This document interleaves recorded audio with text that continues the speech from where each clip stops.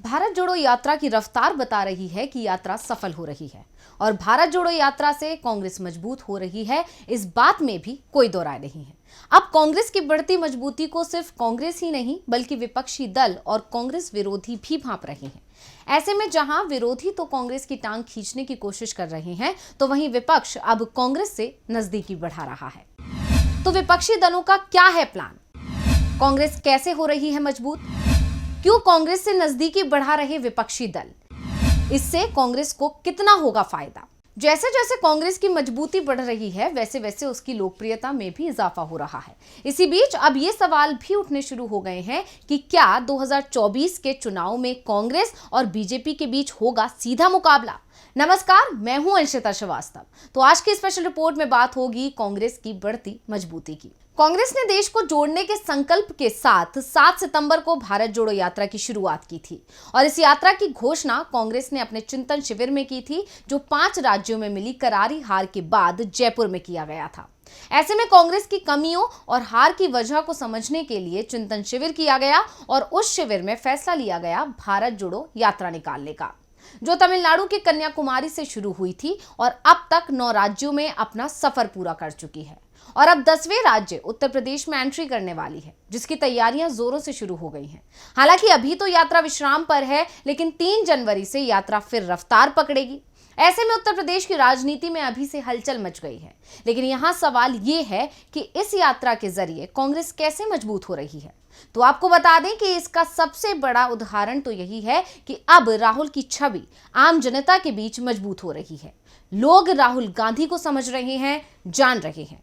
विरोधियों ने करोड़ों रुपए खर्च करके राहुल की जो पप्पू वाली छवि बनाई थी, वो चंद महीनों में कांग्रेस ने धुल दी और विरोधियों को मजा चखा दिया। इसके साथ ही जब यात्रा शुरू हुई थी, उस दौरान विरोधियों ने कई तरह के मुद्दे उठाए और यात्रा को रोकने की कोशिश की, लेकिन बीजेपी का कोई वार कामयाब नहीं हुआ और कांग्रेस की सक्रियता ने बीजेपी के हर वार का मजबूती से पलटवार किया। इसके अलावा जनता को राहुल गांधी को करीब से जानने का मौका मिला है, जिससे कांग्रेस और खासकर राहुल गांधी के बारे में अब तक जो भी झूठ फैलाए जाते थे, वो नहीं फैलाए जा सकेंगे, क्योंकि अब जनता सच्चाई से वाकिफ है।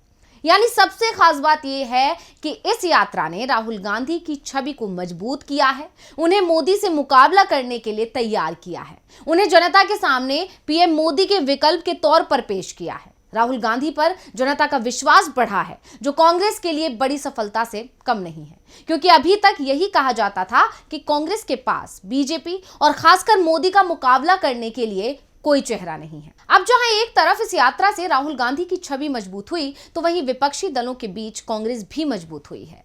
एक तरफ जहां इस यात्रा से कांग्रेस ने जनता का भरोसा जीता है, तो वहीं विपक्षी दलों का भरोसा भी कांग्रेस के प्रति बढ़ रहा है। ऐसा इसलिए क्योंकि अब विपक्षी दल कांग्रेस का नेतृत्व स्वीकार कर रहे हैं। विपक्ष जान चुका है कि बीजेपी का मुकाबला बिना कांग्रेस के करना नामुमकिन है।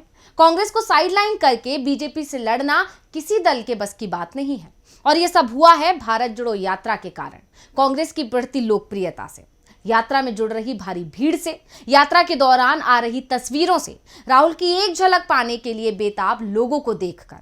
इन सब का नतीजा है कि जो विपक्षी दल कांग्रेस से दूरी बना रहे थे, कांग्रेस का नेतृत्व स्वीकार करने को राजी नहीं थे, आज उनके सुर और तेवर दोनों कांग्रेस के प्रति बदल गए हैं।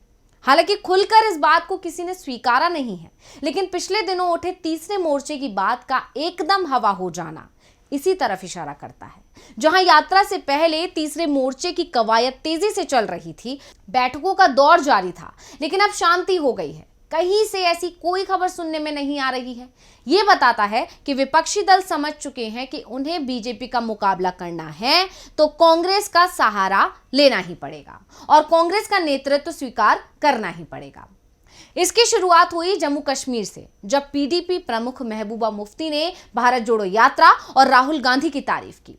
इसी के साथ उन्होंने साफ कर दिया कि वो यात्रा में भी शामिल होंगी। कैमरा चलेगा यार, कैमरा चलेगा। आजादी की विरासत, यहाँ का सेकुलरिज्म, यहाँ का भाईचारा, नीचे पिछले 7-8 साल से इस मुल्क की जो बुनियादें हैं उनको जड़ों को कमजोर किया जा रहा है। ऐसे में राहुल गांधी चले हैं जोड़ने के लिए, जो इस मुल्क की विरासत है उसको मजबूत करने के लिए हम उनको इसके लिए सलाम करते हैं। और उन्होंने जुर्रत की इस वक्त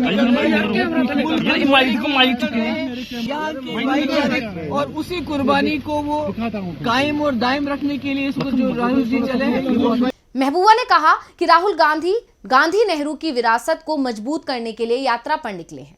इसके अलावा महबूबा मुफ्ती ने कहा कि मैं राहुल गांधी को सलाम करती हूं कि उन्होंने ये पदयात्रा शुरू की।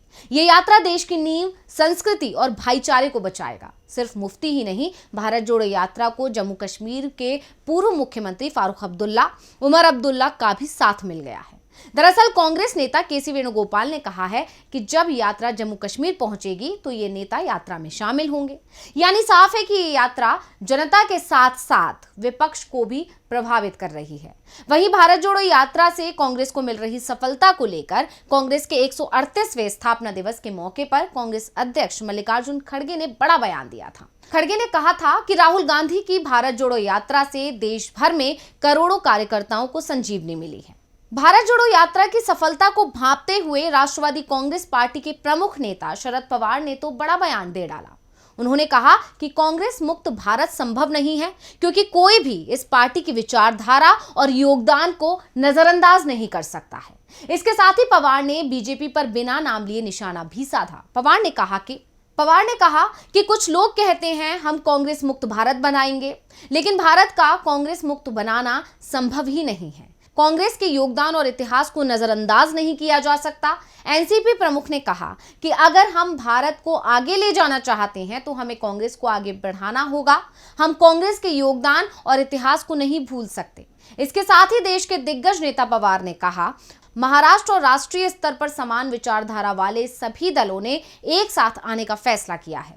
मुझे यकीन है कि कांग्रेस मुक्त भारत की विचारधारा का सामना करने और उसे हराने के लिए हमें कांग्रेस कार्यकर्ताओं का समर्थन मिलेगा। यानी पवार ने साफ शब्दों में बता दिया कि बिना कांग्रेस विपक्षी एकता संभव ही नहीं है। सिर्फ पवार ही नहीं, ये बात अब लेफ्ट पार्टियों को भी समझ में आ चुकी है कि बीजेपी को हराने के लिए कांग्रेस की जरूरत है। दरअसल चुनाव नजदीक आते आते अब नए गठबंधन तैयार हो रहे हैं। दावा किया जा रहा है कि त्रिपुरा में मार्क्सवादी कम्युनिस्ट पार्टी कांग्रेस के साथ गठबंधन कर सकती है। सीपीएम के राज्य सचिव जितेंद्र चौधरी ने कहा है कि राज्य में अगले साल होने वाले विधानसभा चुनाव में बीजेपी को हराने के लिए सभी लोकतांत्रिक और धर्मनिरपेक्ष पार्टियों को साथ लाने की पहल पर बातचीत अब अंतिम चरण में है। इसके साथ ही उन्होंने कहा कि मार्क्सवादी कम्युनिस्ट पार्टी के लिए चुनाव में जीत और हार मायने नहीं रखती। हम राज्य में उस लोकतंत्र को कायम रखने के लिए काफी मेहनत कर रहे हैं जिसे बीजेपी के 58 महीने के शासन ने नुकसान पहुंचाया है। हालांकि सीपीएम ने उस पार्टी का नाम तो नहीं बताए जिनके साथ गठबंधन की बातचीत चल रही है, लेकिन दावा किया जा रहा है कि राज्य में लेफ्ट और कांग्रेस के बीच गठबंधन को लेकर बातचीत फाइनल स्टेज पर है। बीजेपी को हराने के लिए लेफ्ट गठबंधन कांग्रेस से हाथ मिला सकता है। ये कयास लग ही रहे थे कि 5 वाम दलों और कांग्रेस ने संयुक्त रूप से लोगों से राजनीतिक पहचान, धर्म, जाति और समुदाय से ऊपर उठकर एकजुट होने की अपील की है और कहा है कि बीजेपी के इस कुशासन के खिलाफ आवाज उठाओ और इस काले शासन का खात्मा करें। इसके साथ ही सीपीएम के त्रिपुरा राज्य सचिव Jitendra Chaudhary, CPI, RSP, forward bloc, CPIML और राज्य कांग्रेस अध्यक्ष बिरजीत सिन्हा ने संयुक्त अपील पर हस्ताक्षर कर चुनाव आयोग से चुनाव कराने के लिए सक्रिय कदम उठाने की मांग भी की, जिसने इन सब संभावनाओं को और मजबूती दे दी। अब कुछ विपक्षी दल तो खुलकर इस बात को स्वीकार कर रहे हैं कि उन्हें कांग्रेस की जरूरत है और वो कांग्रेस का नेतृत्व स्वीकार करने पर विचार कर रहे हैं। वहीं नीतीश कुमार, ममता बनर्जी और केसीआर जैसे नेताओं ने चुप्पी साध रखी है और कल तक तीसरे मोर्चे की कवायद में लगे इन नेताओं की चुप्पी इसी बात का संकेत दे रही है कि ये भी कांग्रेस का नेतृत्व स्वीकार करने का मन बना चुके हैं। तो आज की स्पेशल रिपोर्ट में बस इतना ही। फिर हाजिर होंगे एक और स्पेशल रिपोर्ट के साथ। नमस्कार।